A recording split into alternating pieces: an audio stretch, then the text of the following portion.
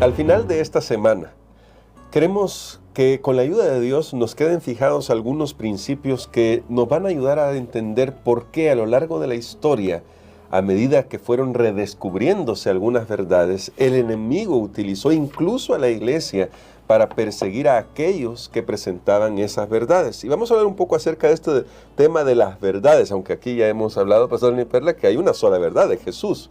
Jesús es la verdad, pero Él ha revelado en su palabra las cosas que Él espera de nosotros y para nosotros, y haríamos bien al dedicarle mucho tiempo a la Biblia para descubrirlas en nuestra propia vida.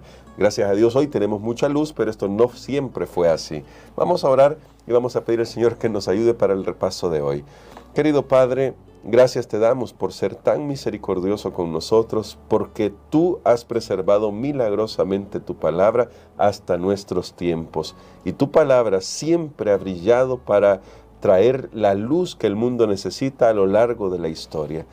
Satanás jamás podrá ocultarla y te rogamos que nos ayudes a valorarla, a apreciarla, a atesorarla en nuestros corazones. En el nombre de Jesús. Amén. Amén. En estos días, Pastor Dani Perla, hemos hablado de algunos personajes y algunos grupos de personas que cuando lo decimos desde nuestra perspectiva, tal vez alguien, y siempre lo decimos, no estamos tratando de criticar a nadie, pero tal vez alguien con un trasfondo católico pueda decir, bueno, se están poniendo la capa de héroes ellos y nos dejan mal parados a nosotros. Y no es nuestra intención criticar, sino relatar la historia, mostrar cómo fue la historia. Y en la historia encontramos algunas personas que, por amor a lo que enseña la palabra de Dios, alejándose de las tradiciones que se introdujeron en la iglesia, y que fue una introducción gradual, pero estas personas, al descubrir que esas introducciones no iban de acuerdo a la palabra de Dios, aferrados a la palabra, se mantuvieron de acuerdo con ellas, se mantuvieron firmes con ellas, y fueron perseguidos por ello. Una pregunta inicial que tengo con respecto a esto es, ¿cómo es que estas personas realmente pudieron llegar a la comprensión de que, aunque tradicionalmente y por autoridad se les había enseñado una cosa, en realidad ellos ahora descubrían que eso no era así y que por lo tanto tenían que seguir lo que la Biblia enseñaba? Bueno, creo que tuvieron acceso, y eso es bien importante, a la palabra de Dios, no lo que otros dicen, porque a veces nosotros podemos pensar, bueno, no, yo estoy escuchando un audio, estoy escuchando, y vuelvo a repetir algo que hemos siempre dicho, aquí en estas grabaciones, estamos como un apoyo, claro, pero hay que ir personalmente al texto bíblico, hay que digerirlo por uno mismo. Y los valdenses, bueno, Pedro Baldo, o Waldo, Wycliffe, Hus, Jerónimo, todos ellos lograron tener acceso a la palabra de Dios, y eso transformó y cambió sus vidas para siempre. Amén. Incluso algo que noté en la lección de esta semana es que a ellos les gustaban los salmos, y muchos reformadores, Lutero, todos ellos. Acabamos nosotros de terminar de estudiar una lección sobre los salmos, y creo que esto les daba fortaleza, les daba confianza. O sea, tenían un contacto con la palabra de Dios, pero por ellos mismos. Eso les dio el valor, la fe, el arrojo ante las pruebas, las dificultades, porque era como una hormiguita frente a un león. Era todo un sistema. O sea, cuando usted ve que en la sociedad está monopolizada por un solo poder, una persona no es nada frente a ese poder. Y en aquella época, un imperio, para llamarlo de esa manera, aunque ya no existía en sí el imperio pagano, pero hablando religiosamente, era un imperio. Con muchos reinos a su alrededor. Correcto, y que estaban al servicio, más bien los gobiernos terrenales estaban al servicio del gobierno espiritual. ¿Y qué hace una persona frente a eso? Simplemente esperar ser demolido. Pero ellos creyeron tanto en el poder de la palabra que realmente transformó, cambió sus vidas, y yo pienso, hermano Gerson, si eso hizo por ellos, eso puede hacer por nosotros. Amén. También. Pero pastor, aunque vimos algunos personajes, y usted nos mencionaba que Juan Hus, por ejemplo, era una persona brillante, así era Wycliffe también, generalmente Dios ha usado muchas de estas personas para que brille la luz del Evangelio en sus vidas, el conocimiento de las verdades de la palabra de Dios. Sin embargo, a lo largo de la historia, ellos no lo sabían todo ni lo descubrieron todo.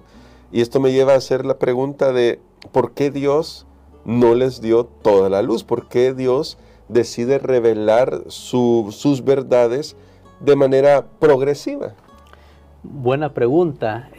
Yo creo que Dios es muy sabio, y recuerden que el apartamiento de las verdades de la palabra de Dios fue gradual. Sí. Entonces, para salir de esa oscuridad era gradual también, no era de un solo. Porque si alguien está en la oscuridad y decimos, bueno, le vamos a poner un reflector de 1000 lúmenes en el rostro, y ahora sí va a ver mejor. ¿Qué pasa? Ahora no ve nada, ahora está peor. No, pero le puse luz. Sí, pero era mejor ir despacio, poco a poco. Si de una sola vez todas esas verdades que iban decayendo a lo largo de los siglos, si de una sola vez Dios a una sola persona le hubiera dado todo eso, no hubiera entendido, le hubiera tomado tiempo procesar toda esa información y no hubieran hecho la obra que tenían que hacer. Entonces, una gran lección para nosotros, hermano Gerson. Y yo les voy a decir algo: salgamos de esa trampa de creer a una persona, ya le dije todo, ya le dije lo que no hay que hacer, esto, lo otro, ya está instruido, y pensamos que porque ya le dije todo, ya lo sabe todo. Ya lo sabe todo. Además, Dios vio también, porque recuerden, todos nosotros somos hijos del lugar donde somos, de lo que nos rodea, de las tradiciones, de las costumbres, y una persona no cambia de la noche a la mañana, jamás, definitivamente, y más si son cambios importantes. Entonces, Dios vio, bueno, vamos a comenzar por aquí, esta persona iban enfatizando. De hecho, yo creo que lo vamos a volver a repasar en otro momento, pero voy a decirlo desde ahora. Tomó más o menos, si nosotros recordamos en la historia cristiana, de los 2000 años que llevamos, los primeros 100 años, bueno, hasta ahí estuvo el apóstol Juan, que fue uno de los que anduvo, uno de los testigos visibles, audibles del ministerio de Jesús. Luego, más o menos del año 100 al 200 ya se van introduciendo herejías. En el año 300 la iglesia se acomoda prácticamente con el gobierno. Se vio que era un gran negocio el imperio romano, los emperadores que estaban ahí vieron que era un buen negocio eso de unir el cristianismo, ya que mucha gente aceptaba el cristianismo, unirlo con también el paganismo, y eso iba a sacar adelante al imperio. Ellos no estaban pensando en la salvación.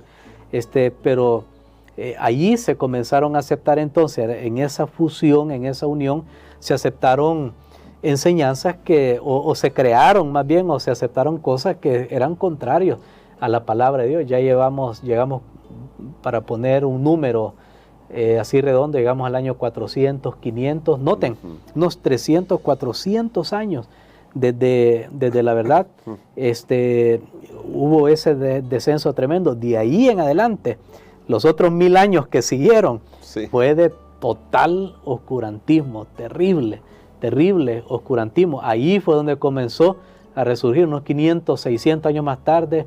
Ahí viene los Valdenses, ahí viene Wycliffe, ahí viene 700 años más tarde, de esa fecha, del 500, 800 años, viene Hus, vienen todos ellos. Y después de ese oscurantismo, desde el año 500 en adelante, 1000 años más tarde, viene Lutero, que fue uno de los que finalmente fue heredero de todos esos reformadores que estamos viendo. Por eso es importante esto que estamos estudiando. Sí, claro. Pero un Lutero tampoco recibió toda la luz, sino que tomó unos 300 años el descenso, tomaría 300 años volver a restaurar todas esas verdades que habían caído. Llegamos al año 1800. ¿Qué pasó por ahí? Bueno, es lo que vamos a estudiar más adelante. Ya nosotros tenemos, amigos, y esto es maravilloso, hermano Gerson, aunque ellos no vieron toda la luz, nosotros sí podemos decir, por la gracia de Dios, que estamos en un período y en la hora de la historia donde tenemos la luz completa como pueblo, como iglesia, pero no significa que como individuos tenemos que tratar con cada persona gradualmente, mientras se va adaptando a esa luz. A veces, y voy a tener que decir esto, queremos que aquellos que están llegando hoy a la iglesia y comenzando hoy su vida cristiana sean mejores que yo, que ya tengo 40 años de estar en la iglesia. Algo no está bien. Si yo he luchado tanto, y pregúntese usted, hermano, que también tiene varias décadas de estar en la iglesia, ¿ha estado luchando con algo, sí o no? ¿Y por qué a veces queremos poner una carga en aquellos que están comenzando que ni nosotros mismos le hemos podido llevar? Y a las iglesias de Apocalipsis me llama la atención porque recordé ese versículo cuando me hizo la pregunta que Dios le dice a una de las iglesias, no os impondré otra carga. O sea, como con decirle, mire, ya con esto es suficiente lo que tiene. Por eso Dios va juzgando a cada persona, a cada nación, a cada familia, a cada pueblo. Aún en el Antiguo Testamento vemos que a uno la gracia se le acabó antes, a otro después, porque Dios es el que sabe. No estoy diciendo con esto que se justifican los errores. La verdad es la verdad y la mentira es la mentira. Nunca una mentira va a ser verdad, ni una verdad va a ser mentira. Pero estoy diciendo, somos seres humanos a quienes Dios nos ama, dio su vida por nosotros y nos está transformando, nos está cambiando. Por eso toma tiempo. Ahí vemos la sabiduría de Dios.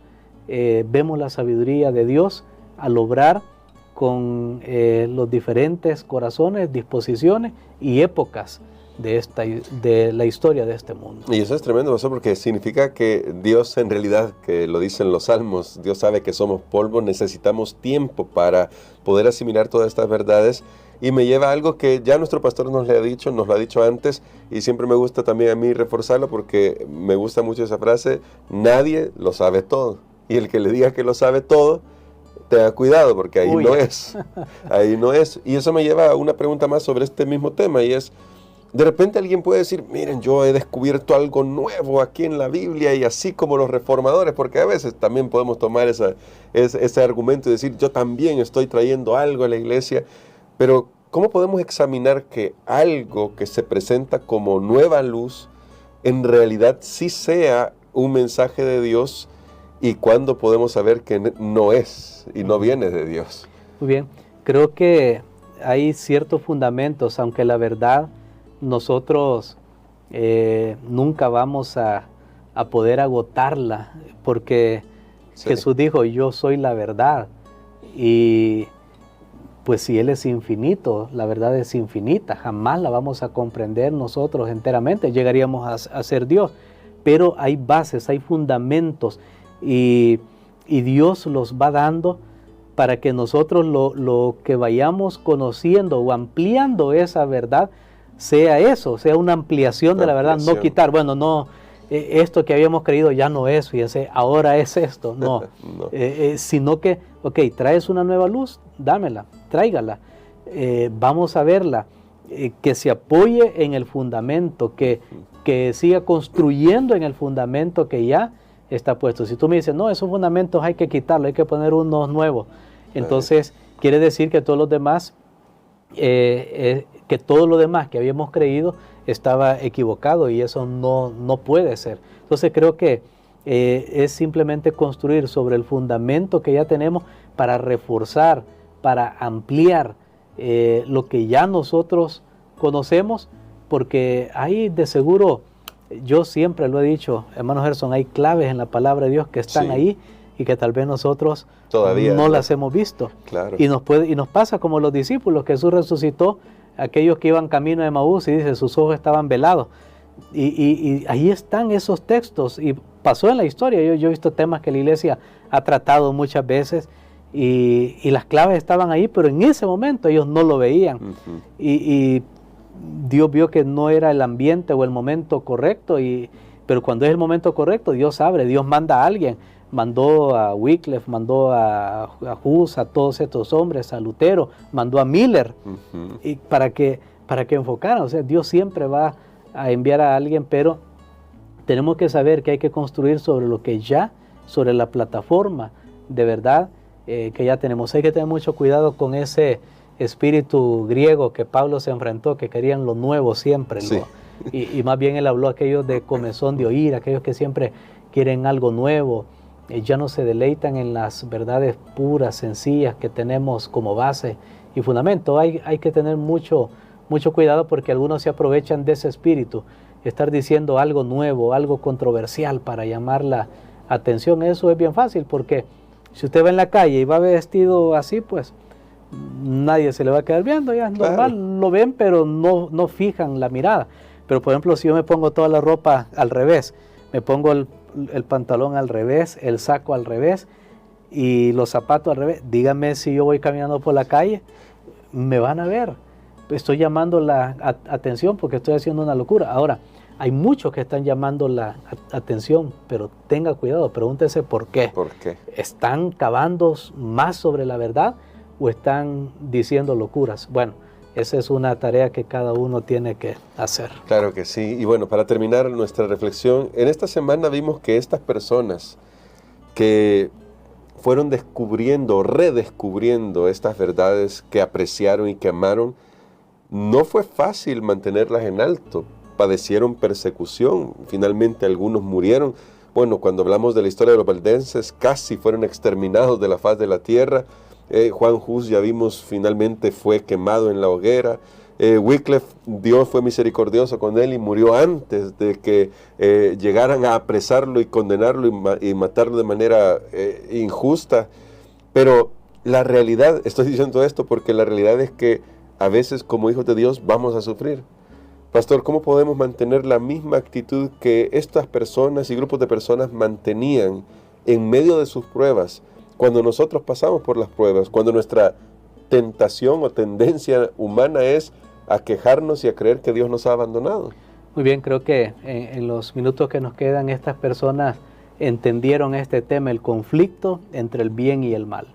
Sabían que hay una tremenda lucha entre el bien y el mal, donde nosotros mismos no entendemos todo lo que hay detrás de este conflicto, aunque Dios nos ha revelado en su palabra lo que necesitamos conocer.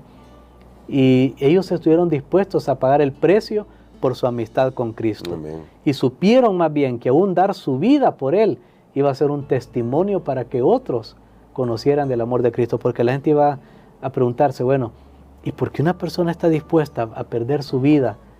¿Por qué? Por esta causa. ¿Qué tiene esa causa? Y eso llevaba a las personas pues a querer estudiar. Y cuando se daban cuenta es que aquí está la salvación, aquí está el amor de Dios, la redención, el perdón de nuestros pecados.